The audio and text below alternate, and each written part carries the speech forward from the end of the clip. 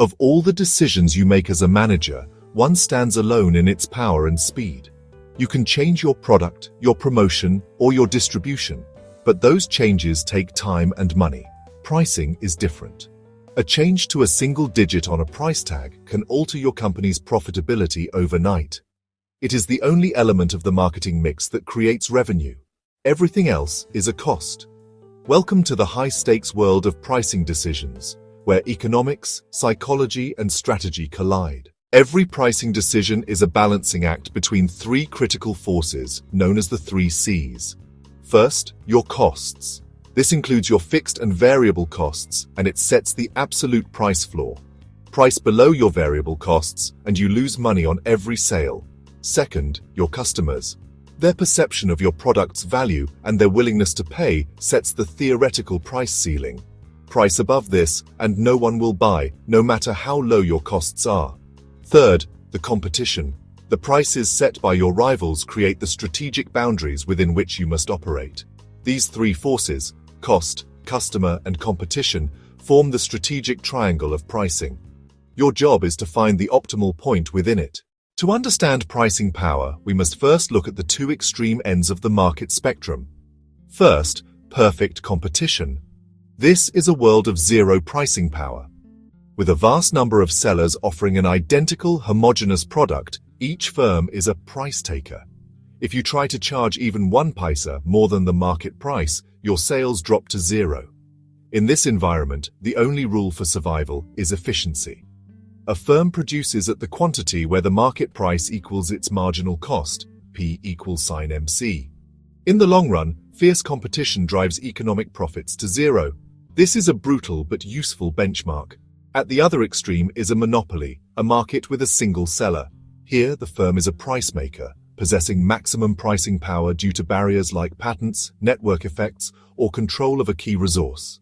A monopolist doesn't price where P = MC. Instead, it produces where its marginal revenue equals its marginal cost, MR = MC, which results in a lower quantity and a higher price than in a competitive market. This markup power is measured by the Lerner Index. However, this power invites government scrutiny and regulation to protect consumers from exploitation. Most businesses operate between these 2 extremes in a state of imperfect competition. The most strategic and complex environment is an oligopoly, a market dominated by a few large interdependent firms like the airline, telecom, or cement industries in India. In an oligopoly, you don't just think about your own costs and customers, you obsess over your rivals' reactions. This strategic interdependence is analyzed using various models. In the Cournot model, firms compete on the quantity to produce. In the Bertrand model, they compete on price, often leading to price wars. This intense rivalry often leads to price rigidity. Managers often believe that if they cut their price, competitors will immediately match it, wiping out any potential gain. But if they increase their price, competitors will hold steady, leading to a massive loss of market share. This is explained by the kinked demand curve model. A crucial distinction for any manager is between production cost and selling cost. Production costs are the expenses incurred to create the product, materials, factory labor, and overhead. These costs create the intrinsic utility of the good. Selling costs, on the other hand, are expenses designed to shape perception and drive demand. This includes advertising, sales force commissions, and in the digital age, programmatic ads, SEO, and influencer marketing. The key metric here is the cost-effectiveness ratio, the incremental sales generated by your additional selling cost. A ratio greater than 1 means your marketing is profitable. Managers must constantly analyze this to optimize their marketing mix. One of the most powerful tools for a modern manager is price discrimination, charging different prices to different customers for the same product, based on their willingness to pay. There are 3 main degrees. First degree, or perfect price discrimination, means charging each customer the maximum they are willing to pay. This was once a theoretical concept, but with AI and big data, airlines and e-commerce sites are getting closer, offering personalized prices based on your browsing history, location, and past purchases. Second degree is about quantity. It means offering tiered pricing or volume discounts. Think of your mobile data plan. The more you buy, the lower the price per GB. Software as a Service (SaaS) companies master this with Basic, Pro, and Enterprise tiers. Third degree is the most common form, segmenting your customers into groups and charging each group a different price. Think of student discounts at a museum, different electricity tariffs for residential versus commercial users, or lower medicine prices in a developing country. Classical models assume rational customers, but behavioral economics teaches us that humans are predictably irrational. Customers are influenced by anchoring, where the first price they see sets a reference point. They are affected by money illusion, focusing on nominal prices rather than real inflation-adjusted value. Modern firms use algorithmic pricing to leverage these insights. Machine learning models conduct thousands of real-time A/B tests to estimate elasticity for microsegments. However, this power must be wielded responsibly. Smart companies build ethical and compliance wrappers around their algorithms, setting caps on surge multipliers and ensuring they don't unfairly discriminate. A savvy manager knows not to overreact to daily price fluctuations. You must distinguish between the market price and the normal price. The market price is the spot price you see today, driven by short-term news, weather, or sentiment. The normal price is the long-run equilibrium price that the market gravitates towards.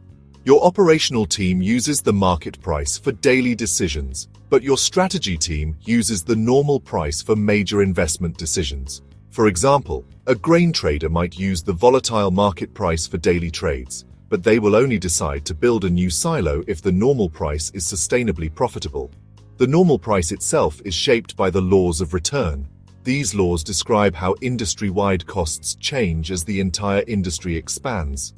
In an industry with increasing returns or decreasing costs, like software or EV battery manufacturing, costs fall as the industry grows due to economies of scale and network effects. In an industry with decreasing returns or increasing costs, like organic farming or mining, costs rise as the industry expands because key inputs are scarce. The long-run price will trend upwards. As a manager, you must understand which law governs your industry to make accurate long-term strategic bets. Let's zoom into the most critical short-run decision a manager can face. When the market price crashes, do you continue to operate at a loss, or do you shut down temporarily? The answer lies in your costs. The rule is simple. You compare the market price to your average variable cost. If the price is greater than or equal to your AVC, you continue to operate. Even if you're making a loss overall, each sale covers your variable costs and contributes something towards your fixed costs, like rent. Your loss is minimized by operating. However, if the price falls below your average variable cost, you must shut down immediately. At this point, every unit you sell costs you more in materials and labor than you earn from the sale. By shutting down, your loss is limited to your fixed costs. Pricing strategy crosses borders. A controversial international practice is dumping, where a company sells a product in a foreign market at a price below its domestic price, or even below its cost of production. This can be a strategy to offload excess inventory or a predatory move to drive local competitors out of business. Governments respond to dumping by imposing anti-dumping duties or tariffs to level the playing field and protect domestic industries. As a manager in an export-oriented firm, you must have a robust costing system to defend your pricing internationally and avoid these punitive tariffs. As we've seen, pricing is far more than just putting a number on a product. It's a complex blend of analytics, psychology, and strategy. You must be an architect, designing a pricing structure that is supported by your costs, valued by your customers, and resilient to your competition. You must understand the structure of your market, from perfect competition to oligopoly, and the strategic games that are played. You must leverage tools like price discrimination, while being mindful of behavioral biases and algorithmic ethics. You must distinguish between market noise and long-run normal prices. Mastering these decisions is what separates a good manager from a great one. It's how you move from being a price taker to a price maker and ultimately, the architect of your firm's profitability.